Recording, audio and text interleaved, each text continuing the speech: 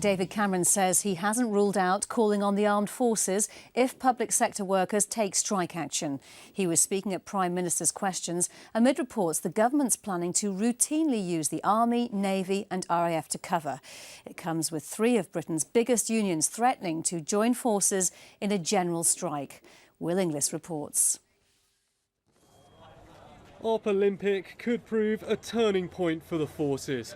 Their role in covering a shortage of private security guards is seen as such a success, the Prime Minister reportedly wants soldiers, sailors and airmen to routinely stand in for striking workers. It's, I think, right to put on the record again what a fantastic job they did with the Olympics and the Paralympics, stepping up to the plate and putting such a friendly and smiling face on our games. From everything I saw at the Olympic Games, our armed services were pleased to play that role, and there are times when we can call upon them and they'll be, I know, be pleased to serve.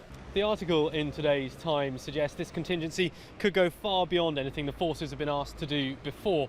It cites an unnamed Whitehall sources, suggesting it could even involve covering for tube or train drivers. Now, this could all have to happen rather soon. A new wave of public sector strikes is in the offing, this time over pay.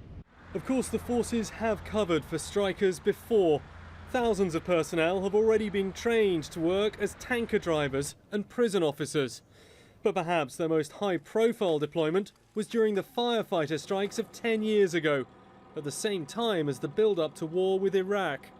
My memory tells me there were about 13,000 involved in firefighting, something of that order, I think. And we had 30-something thousand troops in the field. That was quite a juggling act. The forces, though, are facing deep cuts. Come 2020, the army will be 20% smaller than it is now. It is for the government, of course, if that is the political decision taking, so to direct the armed forces. But I hope they're not blasé about the effect that it has on military capability and our readiness. The MOD insists nothing has changed, saying established procedures for the provision of military assistance to the civilian authorities exist, which are tried and tested and were employed during both the recent Olympic Games and in preparation for a possible fuel strike earlier this year. These, they say, have not changed.